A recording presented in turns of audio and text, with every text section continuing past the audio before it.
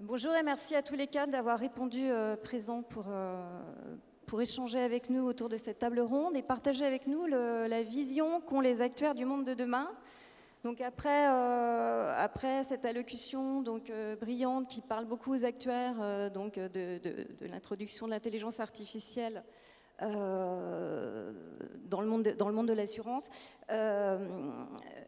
il est intéressant de savoir, donc d'abord je vais vous présenter. Je ne vous ai pas présenté, excusez-moi. Donc Anne-Hélène Illich, donc vous êtes une actuaire experte en finance. Vous avez passé une vingtaine d'années chez Goldman Sachs, où vous gérez en fait, vous êtes co-responsable de la gestion privée. Laurent Sabatier, donc vous êtes actuaire, certifié, et donc après différentes expériences donc chez AXA, chez AIG, chez les Lloyds à Londres, vous avez cofondé en 2017 Skyline Partners, donc qui est spécialisé dans l'assurance indicielle. Vous allez nous expliquer tout ça. Anani Olympio, donc vous êtes responsable du département de recherche et prospective stratégique chez CNP Assurance, après un parcours à la fois académique et chez un assureur. Donc vous êtes aussi, vous faites de la recherche au labo de l'ISFA de Lyon, et vous êtes aussi très investi dans la communauté actuarielle puisque vous êtes vice-président de la commission innovation de l'Institut. Alors peut-être que j'ai oublié aussi pour Anne-Hélène, vous êtes aussi très investie dans la communauté actuarielle puisque vous êtes vice-présidente de la commission finance de l'Institut. Alors après cet éclairage sur les algorithmes, j'aurais aimé savoir J'aurais aimé savoir donc si vous pensez que la boîte à outils de l'actuaire, elle est suffisante. On a parlé des modèles classiques, on a parlé des modèles de toute l'innovation qui arrive. Ou est-ce que vous pensez qu'elle peut être enrichie par l'intelligence artificielle? Anani, peut-être? Bonjour à tous et à toutes. Eh bien, merci beaucoup pour l'élément contextuel que tu viens de nous présenter. Et moi, je voudrais dire d'abord, pour illustrer mes propos, partir de l'anecdote de parents avec leurs 3 enfants. Ça peut être le père ou la mère.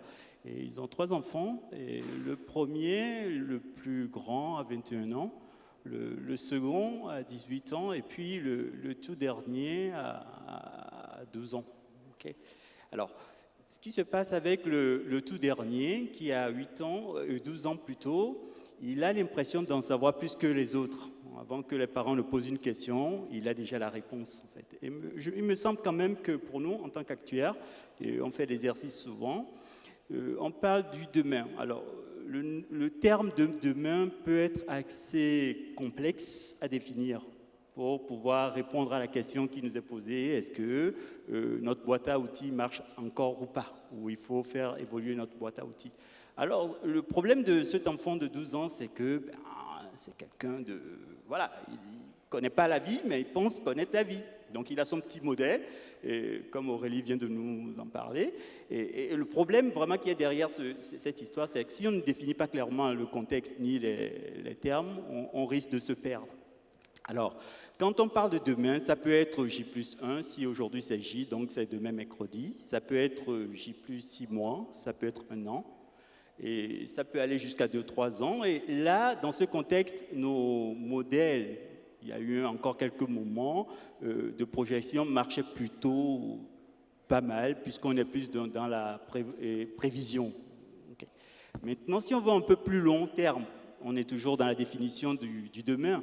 On va au-delà de 3-4 ans, on va jusqu'à 10 ans. C'est l'horizon temporel, finalement, qu'on fixe à nos business plans, des fois, ou encore, autrement dit, dans tout ce qui est plan stratégique, et puis de temps en temps, ça ne nous empêche pas, nos directions, la direction générale nous demande de revoir les plans stratégiques à une temporalité donnée. Okay? Donc, quand on est sur cette dimension, c'est un peu plus compliqué, déjà, parce qu'on sait que nos modèles ont déjà un certain nombre de biais qu'il faut traiter. Puis, le troisième point qu'on peut voir, on peut être sur du très long terme, et être sur du très long terme, c'est au-delà de 10 ans, aller jusqu'à 30 ans, 50 ans. C'est plutôt l'horizon temporel de solvabilité pour certains types de produits, de risques, puisque les risques sont très très longs, donc il faut les modéliser. Donc on a une difficulté là-dessus. Et ça peut être aussi l'exercice pilote de la CPR qu'on vient de mener dans le cadre du changement climatique, où on va regarder, on va investiguer à la fois ce qui se passe au niveau de l'actif et du passif et voir quel est le coût finalement pour l'assureur. Et cet exercice, chacun d'entre nous, on vient de le faire, en tout cas la plupart des personnes.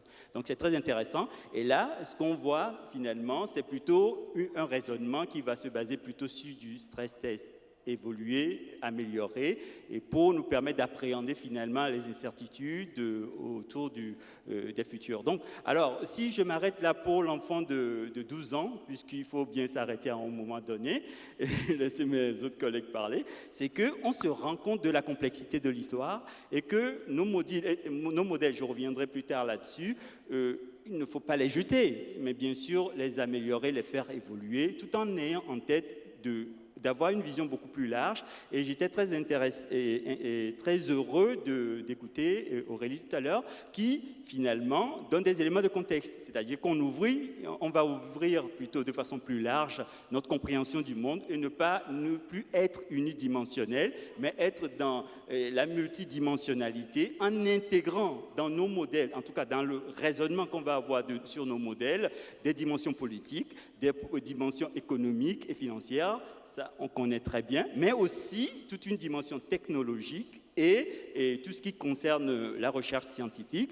On doit agrémenter nos modèles avec la contextualisation par une réflexion profonde sur tout ce qui va tourner autour de la démographie, bien sûr, mais aussi tout ce qui concerne l'environnement et tout ce qui concerne le climat. Puis, on doit terminer notre analyse pour pouvoir enrichir nos modèles par tout ce qui est législatif et réglementaire. Voilà quelques éléments d'introduction que je pourrais vous partager. Merci Anani. Vous avez parlé de stress test. Alors je me tourne vers Émilie. Donc face à l'émergence des nouveaux risques, quelle est la vision du superviseur sur cet environnement qui se transforme profondément? Non, je me demandais s'il fallait appuyer quelque part. Déjà, bonjour à tous. Je suis ravie d'être parmi vous aujourd'hui. Alors, la vision de l'autorité de supervision sur ces nouveaux risques dont on a déjà pas mal parlé au cours de la journée, Anani a dit un mot des stress tests climatiques. Bon, ça fait déjà un certain temps que la CPR s'intéresse, on va dire, aux risques émergents et qui font partie de nos priorités de contrôle depuis déjà plusieurs années. Je dirais un mot du risque climatique et aussi du risque cyber qui nous occupe particulièrement ces derniers temps. Notre vision, effectivement, elle s'enrichit des différents travaux qu'on peut réaliser avec les organismes, qu'on remercie pour leur participation aux différents travaux. Ces stress tests climatiques, c'était un exercice relativement, on va dire, nouveau, hein, et d'ailleurs, on a eu pas mal de demandes en Europe de nos homologues européens pour présenter ces exercices qui étaient des exercices, un des premiers exercices du genre, hein, puisqu'on a interrogé et les banques et les assurances sur le risque physique et de transition dû au réchauffement climatique, avec, on en a parlé ce matin, mais des bilans dynamiques, etc. Et cet exercice a permis de montrer que si, on va dire de façon, l'impact général sur les acteurs du système financier paraît relativement, on va dire, modéré à l'horizon 2050, peut-être aussi parce que finalement dans les scénarios utilisés du GIEC et du NGFS, vous savez, qui est le réseau des banques centrales pour le verdissement de la finance, hein, qui est d'ailleurs un réseau qui a été co-lancé par la Banque de France. Ces scénarios aussi épargnent un petit peu davantage la France que d'autres zones géographiques. On voit toutefois que pour les assureurs, et c'est ce qui nous intéresse le plus aujourd'hui, au niveau du risque physique, on peut avoir une hausse du coût des sinistres très importante dans certaines zones géographiques ou départements, un coût des sinistres qui peut être multiplié par 5 ou 6, ce qui est effectivement pas négligeable dû aux inondations, sécheresses, tempêtes cycloniques. et ce qui pose effectivement pour les assureurs et plus généralement pour nous tous la question des limites de l'assurabilité de certains risques, parce qu'on ne sait pas à quel point on pourrait augmenter les primes aussi rapidement que ce que le coût des sinistres pourrait augmenter. Cet exercice, c'était aussi l'occasion, on a parlé des modèles déjà pas mal aujourd'hui, de se poser des questions sur les modèles, les hypothèses, tant les hypothèses des différents scénarios qui étaient testés, que aussi après les modèles pour, à partir de ces scénarios, en tirer des impacts sur le secteur de la banque et de l'assurance. Donc un exercice qui était effectivement très intéressant et qu'on va effectivement renouveler pour enrichir notre vision du risque climatique et de son impact sur les assureurs, mais aussi pour que les assureurs aussi puissent progresser. Florence Lussmann a aussi parlé ce matin du travail qui a été fait par la FFA et qui a été publié récemment et qui est aussi très intéressant à cet égard. Sur le risque climatique aussi, on a une vision qu'on a enrichie ces dernières années à deux niveaux, puisque le risque, sur les risques cyber, il y a les deux facettes pour les assureurs, puisqu'il y a plus la facette risque opérationnel et puis la facette couverture des risques cyber. Ces deux facettes nous intéressent. Alors peut-être qu'en tant qu'actuaire, la facette couverture des risques cyber vous intéresse davantage. En tant qu'autorité de supervision, le risque cyber des institutions financières nous intéresse aussi beaucoup. On conduit régulièrement des enquêtes transversales pour enrichir notre analyse sur le sujet. L'année dernière, on a publié les résultats de notre dernière enquête donc sur la sécurité des systèmes d'information, la gouvernance des SI, qui montre que globalement, il y a quand même une progression de la maturité des assureurs, mais qu'au niveau de la gestion de la sécurité, il y a encore des progrès qui restent à faire. Alors, le Covid a été un exercice en grandeur nature pour la résistance des systèmes informatiques des assureurs et de nous tous d'ailleurs, qui a plutôt été un exercice qui a montré qu'on était effectivement résilient. C'est ce dont se sont félicités les intervenants de la table ronde de ce matin, et je crois qu'on peut tous s'en réjouir. En revanche, on voit quand même, et d'ailleurs ça a été médiatisé, un certain nombre d'accidents cyber des assureurs, qui est un sujet qui nous préoccupe et sur lequel les assureurs doivent travailler. Pour ce qui est de la couverture du risque cyber, c'est un sujet qui en ce moment est traité par différentes instances, et notamment il y a un GT sous l'égide de la direction du Trésor. Nous, à la CPR, on avait conduit il y a déjà 2 ans une enquête transversale sur un panel d'assureurs pour mieux comprendre ces garanties, et ça nous avait permis d'émettre des recommandations pour que les couvertures cyber, on va dire, soit un volet de l'activité et des risques mieux pris en compte ou encadrés par les assureurs. Il y avait encore à l'époque, mais les choses progressent, beaucoup de garanties implicites dans les contrats. Et ça, effectivement, on peut avoir de beaux modèles, de belles données, etc. Mais si dans les contrats, il y a des garanties cachées, il y a un risque pour tous. On a vu ce sujet aussi avec les pertes d'exploitation pendant la période du Covid. Voilà, et un exercice où on rappelait aux assureurs la nécessité de se doter, on va dire, d'une bonne gestion des risques et de toute la comitologie et tout ce qui est nécessaire sur la couverture des risques cyber. Voilà. Merci Émilie. Donc peut-être le point de vue, donc vous êtes tous les 4 actuaires avec finalement des métiers un peu différents, donc au cœur des transformations. Et après ce point de vue donc du superviseur, peut-être Laurent, est-ce qu'on peut partager le point de vue d'un entrepreneur et par rapport à cette transformation du monde, est-ce que l'actuaire peut conserver la même posture ou est-ce que l'actuaire aussi doit se transformer? Est-ce que l'actuaire doit entrer de plein pied dans le monde algorithmique d'Aurélie Jean? Non, merci Carole, et merci pour l'introduction et tous ces sujets très intéressants effectivement auparavant.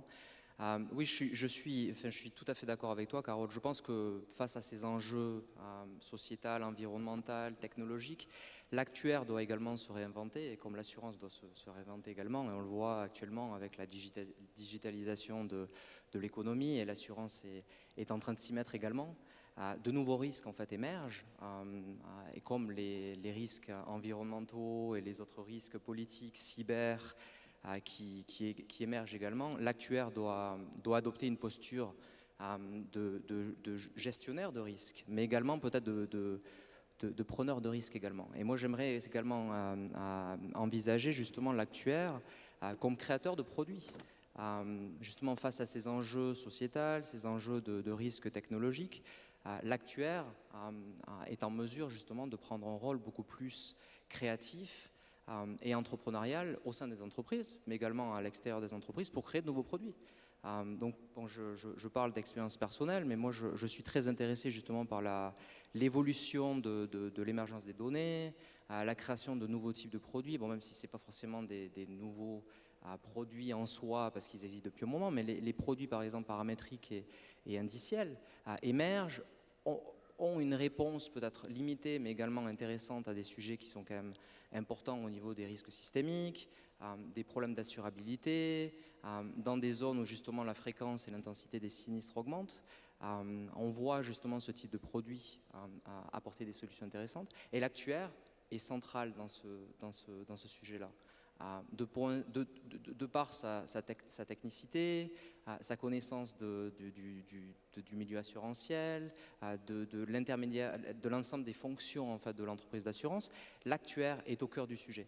Et moi, j'aimerais justement voir de plus en plus d'actuaires prendre des fonctions de business. Donc, il y avait une table ronde des dirigeants auparavant, et je pense que c'est un exemple à donner. On en voit de plus en plus justement prendre des gestions de souscription, mais pourquoi pas effectivement créer de nouvelles entreprises et de nouveaux produits. Donc ça, c'est l'aspect 1. Ensuite, bien sûr, il y a une nécessité de développer les fonctions clés du milieu d'assurance dans cette évolution des risques. On voit l'évolution, par exemple, des risques technologiques, l'émergence de nouvelles données, de nouveaux acteurs rentrant sur le marché, la transformation de l'économie, la digitalisation, donc des acteurs comme Google, Tesla, etc., qui rentrent sur le marché de l'assurance, et d'autres qui vont bien sûr faire leur entrée très, très, très bientôt.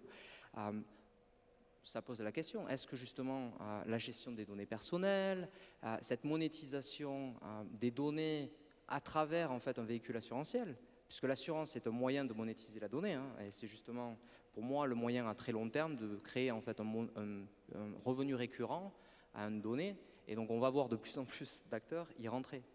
Mais après, l'actuaire a un rôle clé à jouer là-dedans, donc dans la gestion des risques, dans la traduction des risques, dans la restitution des risques, et je pense que justement on va voir beaucoup plus d'actuaires rentrer dans d'autres industries qui vont en fait s'entremêler avec l'assurance.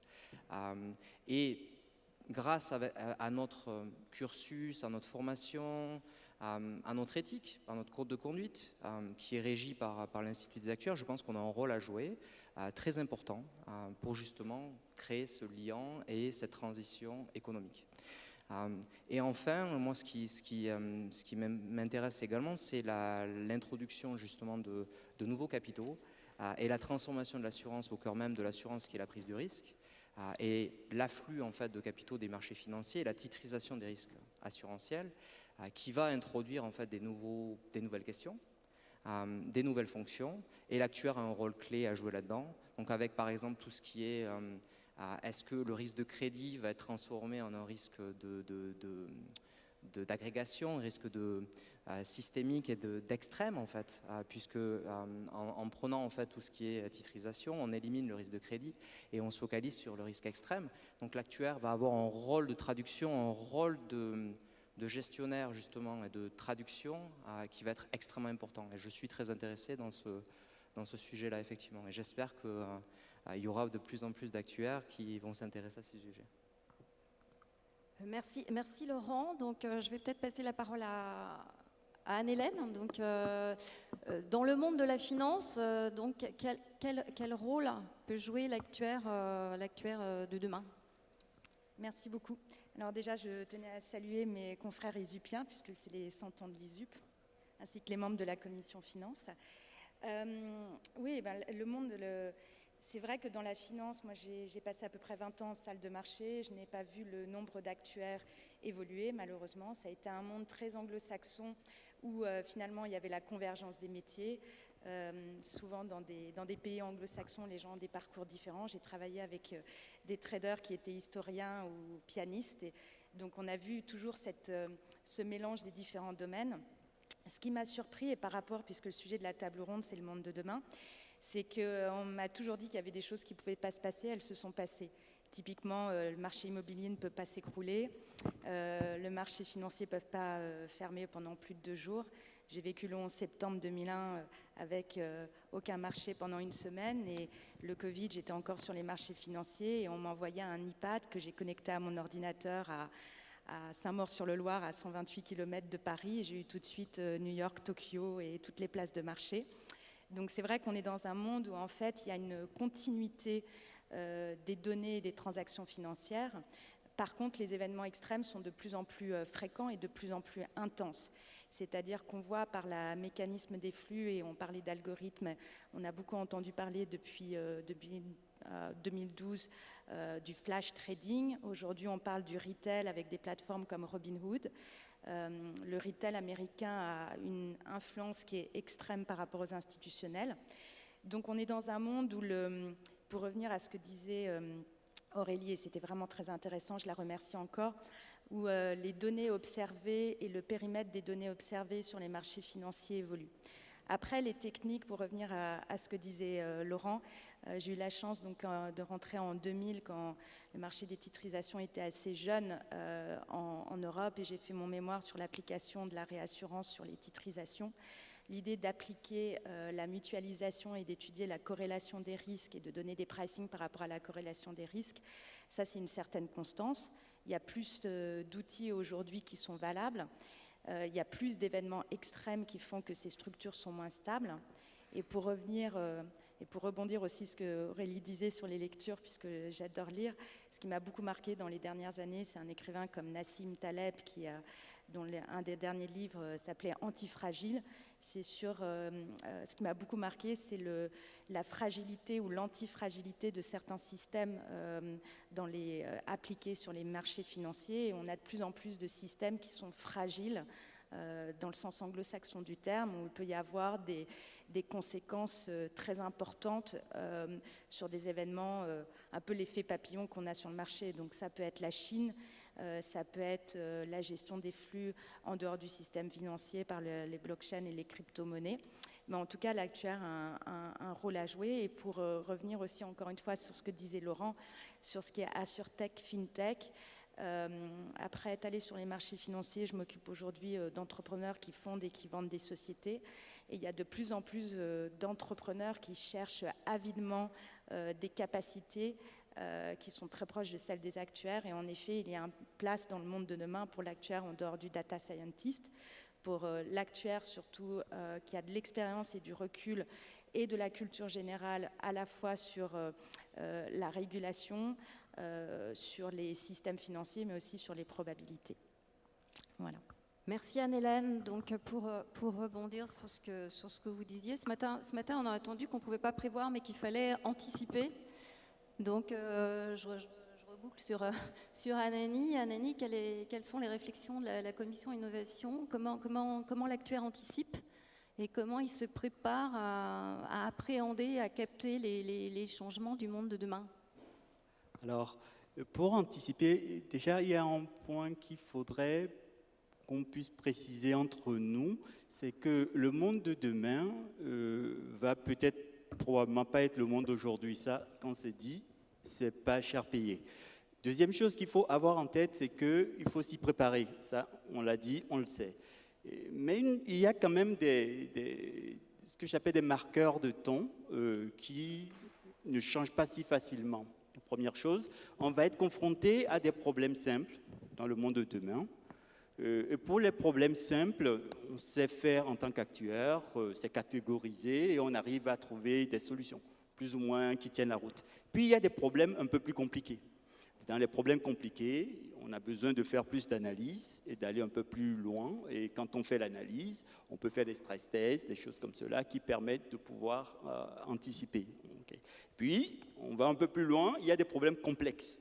Et par rapport aux problèmes complexes, ce qui est une des méthodes, une des approches, je dirais même plus un état d'esprit, un paradigme qui doit changer. J'en parle sans tabou, hein, on est entre nous, donc on peut se dire des amitiés sans souci. C'est l'approche classique ne marche plus. Tout simplement parce que dans la complexité, où on a des interactions, des corrélations, des effets, des éléments de cause à effet, tout un tas de choses, l'approche la plus adaptée, la démarche la plus adaptée est plutôt la prospective. Et c'est dans ce cadre qu'au sein de l'Institut des actuaires, notamment dans la commission innovation, on a commencé, tout un groupe de personnes, un travail de fond pour pouvoir proposer un concept innovant. Ce concept, c'est vraiment mélanger 3 approches, à la fois l'actuariat classique qu'on connaît, on est tous issus de formation d'actuaires, combiné avec l'enterprise risk management, chose qui a été développée aussi au sein de l'Institut. Puis, 3e brique qu'on est en train de mettre pour conceptualiser, le travail est en train d'être réalisé avec un chercheur de l'EM Lyon, pour pouvoir imbriquer la prospective, mais pas la prospective comme on le fait classiquement en fait. Hein. C'est vraiment se doter de vrais outils de prospectivistes et qui va se baser sur l'analyse des incertitudes. Aurélie nous a parlé de l'incertitude et nous on parlera dans le même sens qu'Aurélie, pas forcément totalement maîtrisé parce que c'est compliqué de maîtriser l'incertitude, mais au moins essayer de les encadrer, ces incertitudes-là. Parce que quand on arrive à les encadrer, on propose des éléments d'éclairage à nos dirigeants ou à nous-mêmes pour pouvoir mener une analyse, faire des actions. Puis, dernier point, c'est quand on est dans une situation, des problèmes, le chaos total, là, nos modèles ne marchent pas. On peut essayer d'encadrer ce qu'on veut, ce n'est pas possible. Alors, ce qu'on a la meilleure attitude pour nous, et c'est ce qu'on veut développer aussi au sein de ce groupe de travail, c'est plutôt une approche par adaptation. On apprend, on teste, et puis on s'adapte au fur et à mesure. Et c'est ça qui pourrait nous permettre, nous, en tant qu'actuaires, de pouvoir améliorer la façon dont on aborde notre métier. Voilà. Merci Anani. Je vais peut-être continuer à tourner par là. Donc, quel est votre regard par rapport à ce que disait Anani, Émilie? Donc, je sais que vous avez été en charge en fait des contrôles des modèles internes. Donc là, si les modèles changent, se transforment, qu'on entre dans une vision prospective, donc à partir de scénarios, d'hypothèses, quelles sont vos attentes sur le sujet? Alors Anani a dit que le monde allait complètement changer. Je ne sais pas si je dois recruter une nouvelle équipe ou pas, ou s'ils vont être capables de continuer à contrôler ces modèles. J'espère qu'ils ne vont pas changer radicalement du jour au lendemain, sinon on va être assez ennuyé. Non, je pense qu'on suit heureusement à la CPR les évolutions au fur et à mesure qu'elles ont cours, on va dire, et les évolutions environnementales diverses et variées qui nous poussent à devoir adapter nos modèles parce que l'environnement économique, financier, climatique change, et puis aussi en fonction des nouvelles technologies, méthodologies, etc. Je peux que abonder dans certains des propos d'Anani et sur la nécessité d'une vision prospective. Je crois que ça, c'est quelque chose qu'on essaie de toujours pousser dans nos échanges avec les organismes, d'intégrer le maximum d'informations possibles et de visions à moyen et long terme possible. Alors là, c'est vrai que le sujet des risques climatiques nous pousse à probablement regarder plus à long terme que ce qu'on avait l'habitude de le faire. Alors on le faisait sur les risques vie, sur un certain nombre de risques, mais là, sur l'environnement, ça nous pousse aussi, ça déplace les limites, nos limites. Sur la vision prospective, d'ailleurs, je ne sais pas si vous avez eu l'occasion d'ouvrir les projets de texte de la Commission européenne sur la révision de la directive Solvabilité 2.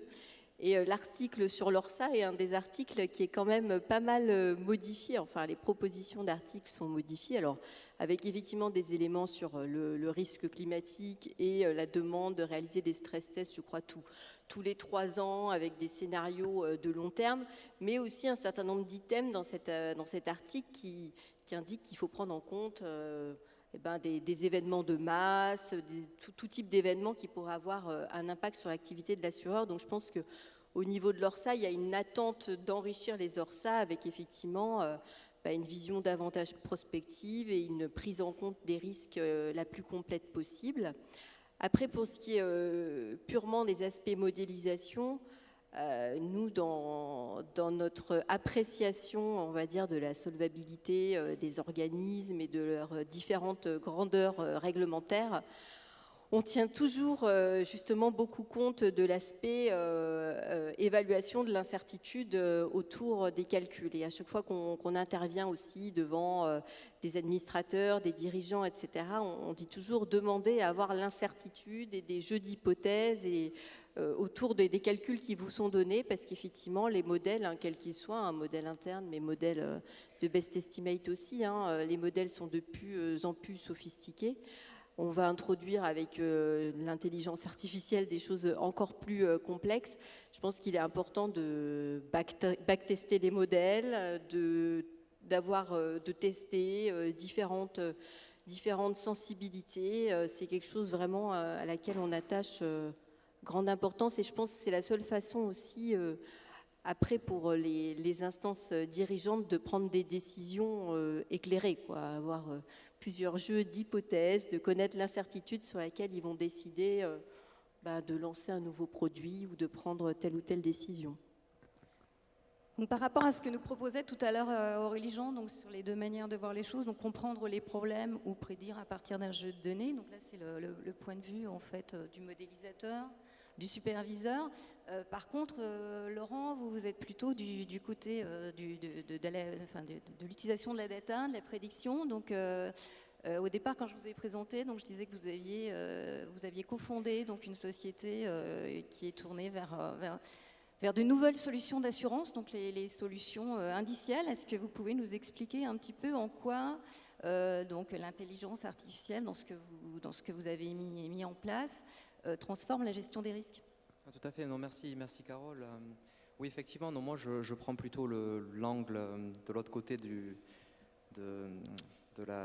grillage avec l'utilisateur des données et le créateur de produits. Donc on vient juste de lancer un produit aux États-Unis contre le coût de la violence, qui est un sujet bien sûr très très important aux États-Unis. Donc il est actuellement live au Texas et on va l'étendre en Californie et dans d'autres États américains très très rapidement, et qui utilise en fait des données de police, d'incidents de crimes en fait qui ont été commis autour ou à l'intérieur de business, donc comme des restaurants, des banques, des supermarchés, qui sont impactés économiquement bien sûr par ce coût de la violence, qui ne va pas forcément être assurable ou être assuré par des assurances dommages contre des pertes d'exploitation ou contre des dommages actuellement, puisqu'ils ne peuvent subir aucun dommage, mais subir des pertes liées en fait à cette violence, comme une augmentation des coûts de sécurité, des coûts légaux, une perte de revenus, une perte d'opportunités, une perte en fait de valeur de leur business, et tout ça en fait c'est très difficile à assurer actuellement, ces coûts intangibles, mais grâce à l'assurance indicielle, grâce à la donnée, on peut fournir des solutions adaptées, des solutions innovantes qui répondent à des besoins pour justement permettre en fait de lisser ces risques à travers le temps et rendre en fait ces business beaucoup plus pérennes.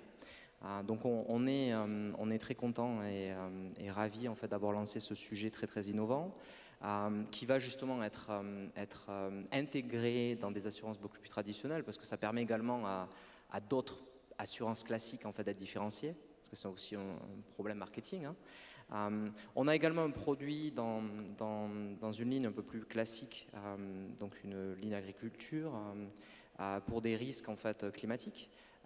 Donc c'est la production animale, les risques climatiques bien sûr sont prépondérants, vont être le grand sujet dans les années à venir.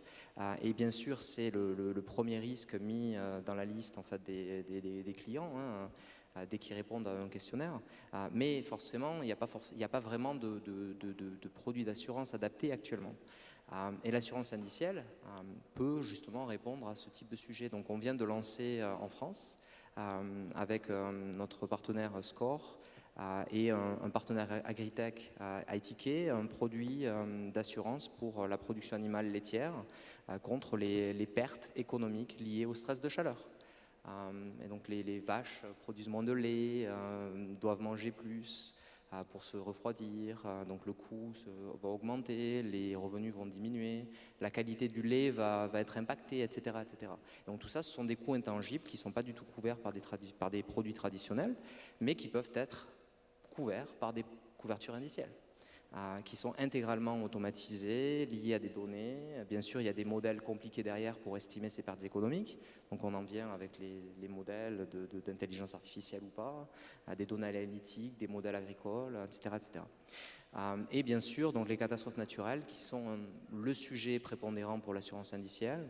Dans un monde où justement le trou de couverture est béant, il y a le niveau d'assurance en fait, au niveau mondial est minime comparé aux pertes économiques subies, et c'est un risque qui va devenir un risque politique à première vue. Donc c'est très très important justement que l'assurance apporte des solutions. Donc on voit que l'assurance indicielle commence à être utilisée à des vues gouvernementales avec des budgets qui sont déployés, donc dans les Caraïbes, en Amérique latine, dans d'autres pays. Donc on a des produits justement qui répondent à ce type de besoin également dans les Caraïbes, qui est lancé avec un de nos courtiers partenaires au UK, Howden, avec qui on a créé un produit justement pour les institutions financières, les grandes banques qui vont justement avoir une exposition très très importante à ce risque en fait de catastrophes naturelles, donc les ouragans en Caraïbes, et leur bilan n'est pas forcément protégé contre ces risques-là.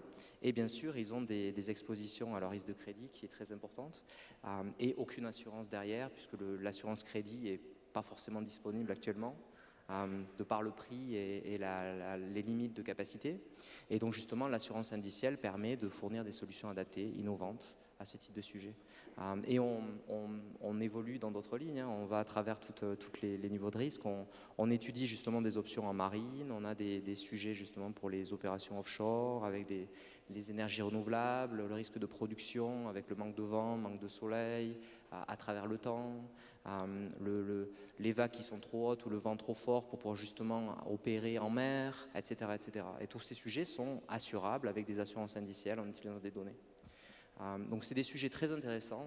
On peut justement utiliser des modèles et des indices pour pouvoir répondre à des problèmes et à fournir des solutions adaptées au prix qui est attendu par le client, bien entendu, et être pertinent. Et je pense que l'actuaire a un rôle prépondérant à jouer là-dessus, non seulement par la création de produits, mais également par la tarification, l'adaptation, la compréhension des sujets. Et je suis ravi justement de pouvoir être impliqué dans tous ces sujets-là. Merci. Merci Laurent, vous nous parliez donc de vaches, de hausse des températures et donc d'assurance verte, donc une nouvelle assurance face à des nouveaux risques et à des risques majeurs qui s'aggravent.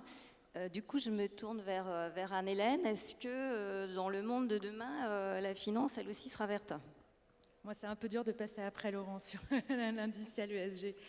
Je pense que c'est un petit peu un faux problème parce qu'aujourd'hui, on a, donc sur la finance, il y a beaucoup de supports, que ça soit obligataire, actions, dettes privées, qui sont vertes, qui sont labellisées vertes ou qui vont être labellisées vertes.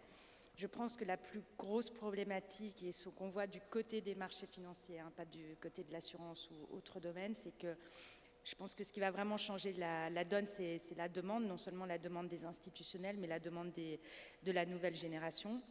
Je pense que les marchés financiers et peut-être dans une certaine mesure les politiques ou les régulateurs sous-estiment le changement des mentalités de la nouvelle génération. Alors pour moi, je m'inclus dans la nouvelle génération, mais c'est vrai qu'on voit aujourd'hui, je reparlais des entrepreneurs, un entrepreneur qui vend sa société de 50-55 ans, veut transmettre un monde meilleur pour ses enfants et investit, c'est une forte demande, c'est la première demande.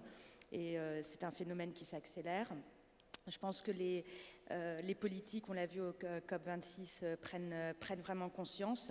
Ce qui est la plus grosse problématique pour les marchés financiers, c'est que les personnes qui designent des produits ou qui mettent en place les systèmes sont encore assez confus par le chemin pour le net zéro, ce qu'on appelle le net zéro, c'est-à-dire qu'il y a beaucoup de débats sur est-ce qu'on doit avoir un objectif 2030, 2040, 2050. Bill Gates, qui n'est pas un spécialiste du domaine, mais qui a quand même beaucoup investi, vient de sortir un bouquin aussi très intéressant justement sur l'investissement dans les technologies vertes. Est-ce qu'il faut laisser les technologies vertes opérer jusqu'à ce qu'on ait vraiment développé les nouvelles technologies adéquates? Donc tant que ce chemin n'est pas défini, tant que les budgets ne sont pas définis, on a parlé beaucoup du plan et des investissements aux US, les marchés financiers seront suiveurs. Donc aujourd'hui, oui, on a les produits. Il y a des questions d'indices. Est-ce qu'il faut utiliser des indices ou pas? L'indice a beaucoup d'avantages, mais beaucoup d'inconvénients. Et il y a le problème aussi de la définition en dehors de ce qui concerne l'énergie, qui est assez mesurable par les émissions de carbone, de ce qui est sustainable et gouvernance, puisque on parle de l'environnement, mais on parle aussi de la société. Il y a beaucoup de débats politiques sur ce qu'est une société idéale ou pas. Est-ce que c'est, on le voit d'ailleurs, il y a des débats très intéressants en Chine sur la prospérité commune. Et on le sait tous, la Chine est aujourd'hui drive beaucoup des flux mondiaux. Donc je pense que c'est beaucoup plus un problème philosophique qu'un problème de marché, ou en tout cas d'avoir les outils sur le marché aujourd'hui. Voilà. Merci Anne-Hélène. Alors merci à tous les cas donc, pour vos points de vue sur le monde de demain. Je vais peut-être me tourner vers la salle. Est-ce que vous avez des questions ?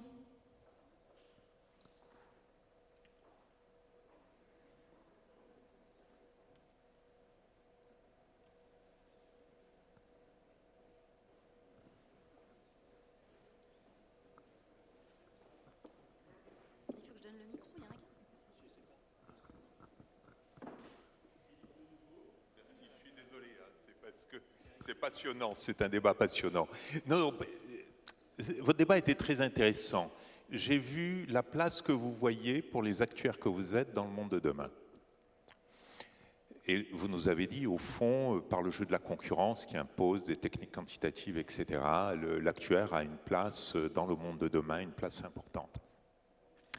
J'ai quand même un petit problème. Moi, je voudrais inverser la question. Quelle est la conséquence de la concurrence et du monde de demain sur ce qu'est l'actuaire et les conditions de travail de l'actuaire? Il me semble qu'il y a des modifications fondamentales qui sont en train de se passer, qui font que la fonction d'actuaire va être, j'allais dire, ébranlée ou va devoir se moderniser. C'est-à-dire cet actuaire auquel vous voyez une place, justement, il me semble que quelque part il doit changer. Je vais juste prendre un exemple. Aujourd'hui, si je veux faire des calculs de provision, je peux me tourner vers l'actuaire qui est dans la société. Très bien. Je peux aussi me tourner vers Internet. Et là, j'ai des sites qui me proposent des calculs de provision extrêmement sophistiqués, tout à fait passionnants. Quelle est la conséquence pour l'actuaire de cette concurrence qui monte sur la structuration du métier de l'actuaire, sur l'indépendance traditionnelle de chaque actuaire? Il me semble qu'on est là devant un processus d'industrialisation qui va littéralement modifier en profondeur le statut, la fonction d'actuaire. Alors je ne sais pas ce que vous en pensez, mais je pense que ça fait partie du monde de demain. Merci Philippe pour ta question. C'est une bonne question. Je peux te la poser aussi. Mais bon, je vais y répondre quand même. Alors, la question qui est derrière ta vraie question, c'est que moi, je suis plutôt de nature très optimiste, sachant que le métier, le rôle et la fonction de l'actuaire a évolué au cours du temps. Les actuaires, il y a 100 années en arrière, ce n'est pas les actuaires d'aujourd'hui. Ça veut dire que l'actuariat a cette capacité, au sein de son mouvement, à se remettre en question de temps en temps, par des phénomènes de rupture ou par les contraintes réglementaires, tout un tas de choses, à modifier son approche. Pourquoi? Parce que l'actuariat, finalement, sans l'idolâtrer, bien sûr, a cette notion de voir large et d'intégrer de nouvelles techniques et de nouvelles façons de faire les choses. Un exemple très simple, quand la data science est arrivée, bien sûr, beaucoup d'actuaires se sont mis à faire la data science, tout simplement. Donc, quand Solvabilité 2 est venue avec sa réglementation, les actuaires ont aussi élargi leur champ d'investigation. Donc, dans ce sens-là, je pense que le challenge de demain, les actuaires ont aujourd'hui le potentiel pour pouvoir se transformer. Maintenant, c'est à nous de pouvoir faire quelque chose et de pouvoir aller dans cette réflexion très profonde que nous sommes en train de mener justement dans le cadre de la prospective. Ça, c'est le point 1. Le point 2, et puis je laisse la parole à mes collègues, c'est qu'il y a une chose très importante qu'il faut savoir, c'est que le métier de l'actuariat va être complètement métamorphosé, ça j'en suis complètement sûr.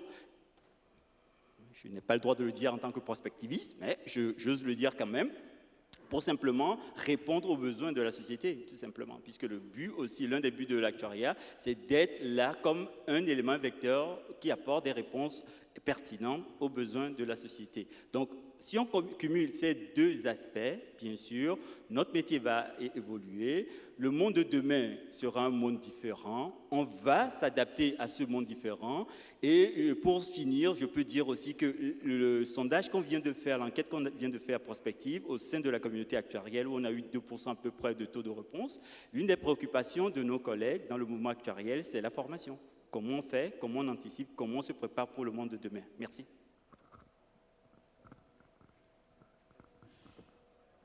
Je vais peut-être dire un petit mot. Non, merci beaucoup pour la question. Je la trouve très intéressante, effectivement, de tourner et prendre l'autre point de vue. Je pense que la compétition nous rend meilleurs, premièrement. Je pense que s'asseoir sur nos lauriers n'est pas bon.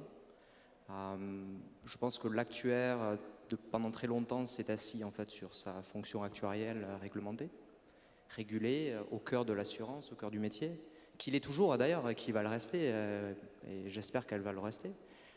Et elle a été encore plus renforcée par Solvency 2, enfin par Solvabilité 2, donc je n'en doute pas. Mais je pense que beaucoup de fonctions en fait, sont restées derrière en fait, cette réglementation qui nous protégeait.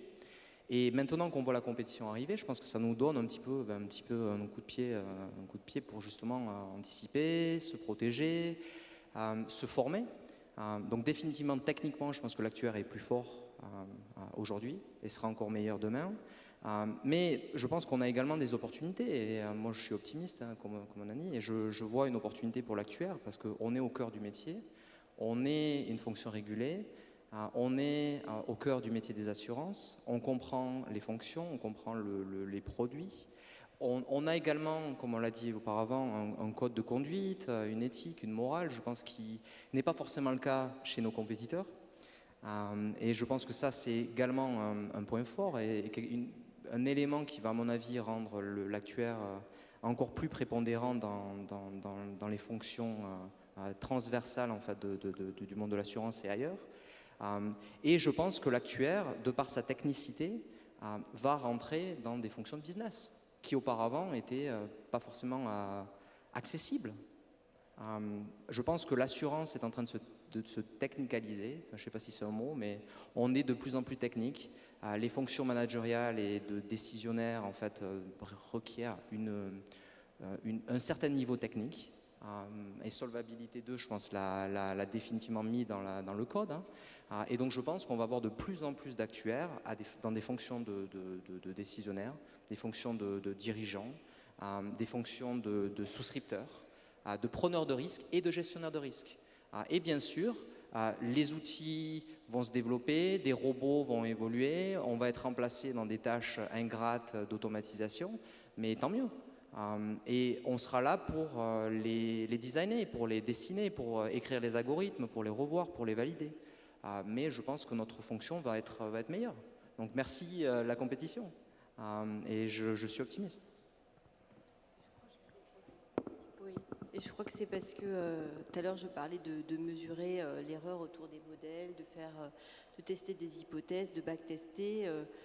Laurent le redisait, l'actuaire effectivement, il connaît les produits, il connaît les risques, et moi je me dis que c'est lui qui va être capable justement de voir si les modèles expliquent bien les choses. Aurélie Jean nous a expliqué qu'il fallait pas juste que les modèles prédisent, mais qu'aussi ils expliquent. Et je pense que l'actuaire, avec la formation un petit peu générale qu'il a sur l'assurance, etc., il doit justement challenger les modèles, ce qui est fait, etc., pour qu'ils restent utiles et pour qu'on ait besoin de l'actuaire et qu'on ne puisse pas juste faire des calculs comme ça sur Internet. Et puis, je pense aussi se remettre en question sur un certain nombre d'habitudes. Et là-dessus, peut-être que le Covid, ce matin, on parlait du fait que voilà, c'était un événement que personne n'avait anticipé. Ça doit pousser aussi les actuaires à réfléchir à ce genre d'événements auxquels on n'avait pas pensé. Alors, on s'est bien dit ce matin qu'on ne pouvait peut-être pas donner de probabilité à cet événement, mais il faut réussir à imaginer peut-être des événements plus complexes, avec aussi des corrélations qu'on n'imaginait pas autrefois, et que l'actuaire est bon pour faire ça et qu'il faut qu'il le montre, quoi. Finalement, Émilie, là, c'est bon. Donc là, vous parliez d'un monde où on peut pas imaginer les ruptures. C'est ce qu'on nous a un petit peu répété tout au long de cette journée. Donc on peut pas prévoir les ruptures. Par contre, l'actuaire a tout son rôle à jouer dans l'analyse de ces ruptures, dans la compréhension des phénomènes qui se passent. Et donc par rapport à la compétition, donc à un moment, on a beaucoup craint d'être un petit peu challengé dans nos métiers par les data scientists. Mais est-ce qu'à contrario, est-ce que vous voyez les actuaires aller vers l'industrie autre que l'assurance ? Puisqu'on est dans la rupture. Alors non, pas du tout. Grand désespoir. Par exemple, je mentionnais la finance, on n'a pas vu l'évolution des actuaires, mais aussi dans les fintech et la surtech, ou même de manière générale dans tous les domaines, la crypto, tout ce qu'on voit aujourd'hui. Je pense qu'il y a encore une certaine timidité, notamment de l'actuaire français. Par contre, pour avoir fait récemment une conférence à la LSI, ou dans d'autres pays, on voit vraiment beaucoup de jeunes qui viennent vers l'actuariat d'autres domaines et qui sont beaucoup plus transversaux. Et c'est vraiment un grand dommage parce qu'il y a vraiment besoin de compétences actuarielles. Par contre, l'utilisation des données, on en parlait, c'est très intéressant, le nombre de business différents. Enfin, je pense que vous en êtes tous conscients. On parlait de l'indiciel, qui reposent tous sur l'analyse des données. Et finalement, ce qu'on voit, c'est qu'il y a des business qui arrivent avec des valorisations juste de dingue. Pour revenir juste sur la crypto, je peux demander quelque chose à l'audience ? Il y a combien de personnes qui ont des cryptos ici ? Vous pouvez lever la main. D'accord. Alors, je ne sais pas où vous êtes sur les cryptos. C'est pas beaucoup, en fait. C'est intéressant. Mais je suis pas forcément pour. Mais l'année dernière, quand Coinbase, donc qui est un des plus grands échanges de crypto, a fait son entrée en bourse, à un moment, ils avaient une valorisation de 90 milliards. Je suis chez Goldman à la même époque. J'avais regardé. Bon, on n'est pas une des plus grandes banques au monde, mais on avait une capitalisation boursière de 110 milliards de dollars. Donc, on a une entreprise qui a été créée il y a 3-4 ans sur la crypto qui avait une valorisation proche de la nôtre. Moi, j'avais essayé de faire des cryptos parce que, pour comprendre comment quelque chose marche, comme je vous ai dit, je viens de la Beauce, je suis plutôt assez terrienne, donc j'essaye de faire des choses pour les comprendre. Donc, j'ai appris un wallet, etc. À un moment, j'ai eu un problème, mon compte a été fermé et je n'ai jamais pu parler à personne. C'est-à-dire qu'il n'y avait pas une seule personne humaine derrière cette entreprise qui était valorisée 90 milliards. Donc, on voit qu'il y a des business qui se développent en utilisant la donnée, en utilisant des nouveaux outils qui sont très peu sécurisés pour différentes choses. Et donc, clairement, je pense qu'il y a vraiment de la place pour les actuaires. Laurent parlait de l'éthique. On peut s'en glorifier. Moi, personnellement, je suis très très fière d'appartenir à cette communauté où je me suis fait beaucoup d'amis et j'ai même trouvé mon mari. Donc, je pense que la solidarité, le fait d'échanger comme on le fait dans les commissions, de pouvoir élargir nos horizons. Quand j'étais à l'ISUP, personnellement, il y avait une filière biologie, aussi statistique à l'industrie et à l'assurance. C'est vraiment un des grands avantages. Et j'espère voir plus d'actuaires aller dans des métiers différents, et notamment la finance.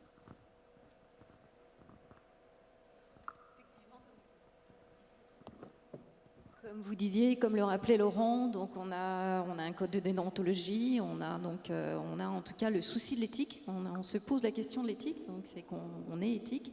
Et je pense qu'effectivement, comme vous le disiez, Anne-Hélène, on aurait beaucoup de choses à apporter dans des domaines où les choses sont moins réglementées. On parlait tout à l'heure de titrisation, donc ce sont des nouvelles solutions qui arrivent sur le marché et pas forcément éthiques. Et on a vu en 2008 en fait que des risques mal compris pouvaient amener des crises systémiques en finance. Et aujourd'hui, donc l'actuaire, donc par sa formation, par son code de déontologie, peut nous aider à construire un monde de demain meilleur. Un monde meilleur, ce qu'on peut tous espérer. Maintenant, on n'est pas tout seul sur la Terre. Je pense qu'on essaie d'apporter notre contribution à tout ce qui se passe. Mais il me semble quand même, d'un point de vue plus global, au sein de la communauté des actuaires que nous formons, qu'il faut être de plus en plus sensible à tout ce qui se passe au niveau de l'environnement, au niveau du climat.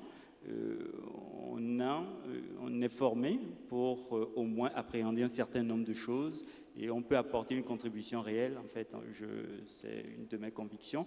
Et l'Institut, que ce soit au niveau français ou au niveau européen ou international, il y a un mouvement quand même qui essaie de réfléchir et d'écrire des papiers aussi autour de ces risques nouveaux, ces risques émergents qui nous concernent tous. C'est ce que je peux dire. Et puis pour finir, je ne vous ai pas raconté l'histoire du fiston de 18 ans ni celui de 21 ans. À 18 ans, finalement, l'enfant commence à comprendre tout simplement que les parents ont souvent raison par rapport aux prévisions de l'avenir. Et il a compris aussi qu'il a des fois raison. Et puis, il a compris aussi que des fois, ni l'un ni l'autre n'ont raison. Et puis, il a compris un quatrième point qui est mon scénario de rupture. Ils n'ont ni tort ni raison devant certaines situations. Et finalement, les 4 scénarios que je viens de vous dessiner fait partie de la vie. Et puis, on essaie d'avancer dans le bon sens. Merci. Peut-être une autre question de la salle ?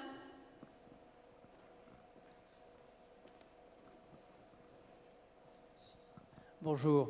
Je voudrais poser une question à la fois à Émilie et à Anne Illich. Ce matin, il y avait un atelier très intéressant sur les crypto-monnaies. Je voudrais savoir, puisqu'on a parlé des crypto-monnaies, si vous avez fait des études de stress à la CPR et si Goldman Sachs a fait des études pour sa gestion privée, des corrélations ou décorrélations des crypto-monnaies en cas de grosse crise financière type celle de 2008. J'avoue que je n'ai pas la réponse, je ne suis pas certaine. Au niveau de la Banque de France, c'est un sujet forcément sur lequel il y a des travaux qui sont effectués, mais je ne pourrais pas en dire davantage. Richard. On se connaît bien avec Richard. J'aime bien la question. Oui, on a fait des études. Alors, puisqu'on arrive à la fin de la séance, je vais un peu me lâcher. Je peux ? Forcément, dans la finance, beaucoup d'institutionnels paient pour la recherche et le but, c'est de produire des papiers et de parler de beaucoup de choses et d'argumenter sur beaucoup de choses. Et je pense que de manière générale, sur les cryptos, et je ne parle pas pour Goldman en général, il y a beaucoup d'avis différents qui sont donnés avec finalement assez peu de recul et assez peu de vraies connaissances sur les sujets. Je demandais qui avait fait des cryptos, c'est à peu près pareil quand vous demandez aux professionnels de la finance. Donc je pense qu'avant d'avoir fait quelque chose, il faut le faire soi-même pour vraiment le comprendre. On a fait des études, il y a des débats, on en a conclu que, en tout cas en ce qui concerne les portefeuilles privés, puisqu'on a un horizon très très long par rapport aux portefeuilles institutionnels, on n'a pas forcément la problématique des benchmarks ou la problématique des institutionnels. On n'arrive pas à recommander un pourcentage sur l'asset allocation parce qu'on n'arrive même pas à définir les cryptos comme une asset class, comme une classe d'actifs, étant donné la volatilité et les données, la linéarité des données. Donc le problème, c'est que si vous ne pouvez pas définir quelque chose, vous ne pouvez pas l'utiliser. J'ai vu des études très intéressantes de M. Yves Chouafetti chez Tobam sur l'ajout des crypto-monnaies en décorrélation dans des portefeuilles. Aujourd'hui, je pense que pour revenir au problème ESG et au problème général de la finance, c'est que je pense qu'aujourd'hui, en 2021, on est dans un monde qui est beaucoup plus complexe que dans les années 70 ou 80. On a connu des taux négatifs, on a même parlé à un moment de spread de crédit négatif, c'était Citigroup qui avait écrit là-dessus. Donc vraiment, on arrive sur des territoires inconnus et qu'aujourd'hui, déjà comprendre ce qui se passe sur 98% de votre portefeuille est un challenge beaucoup plus important. Peut-être beaucoup moins à la mode et beaucoup moins sexy, si je peux me permettre, Richard, que les crypto-monnaies. Donc je suis un peu sceptique sur le montant de production écrit sur les crypto-monnaies. La blockchain est un sujet différent qui est très, très intéressant. Pour revenir sur la finance, de manière générale, ce qui est hallucinant aujourd'hui avec tout ce qui est fait et le montant d'investisseurs retail, notamment aux États-Unis qui sont investis sur la crypto, c'est le peu d'application aujourd'hui de la blockchain au marché financier. Pour ceux qui sont chez des assureurs ou des asset managers, tout simplement, les délais de livraison aujourd'hui sont encore très importants.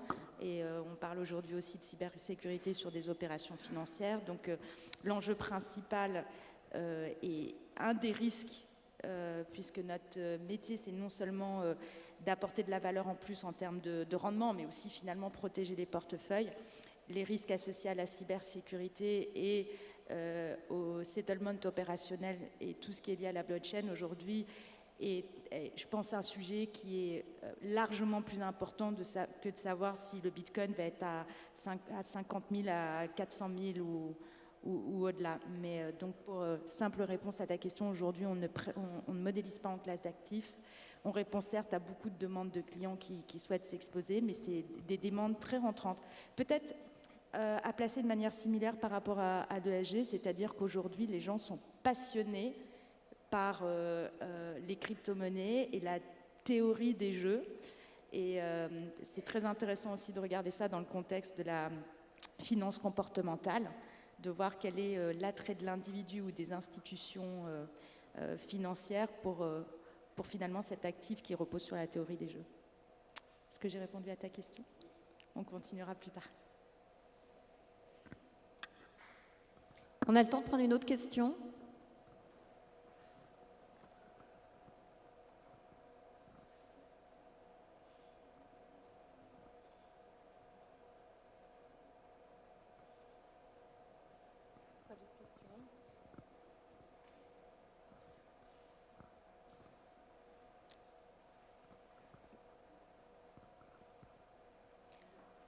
Bah écoutez, moi je suis contente en tout cas de cet échange parce qu'on voit, Anne-Hélène nous a parlé de la COP 26 tout à l'heure, on voit qu'il n'est pas tout à fait quand même minuit moins 2 ou je sais plus minuit moins 1 sur l'horloge de l'apocalypse.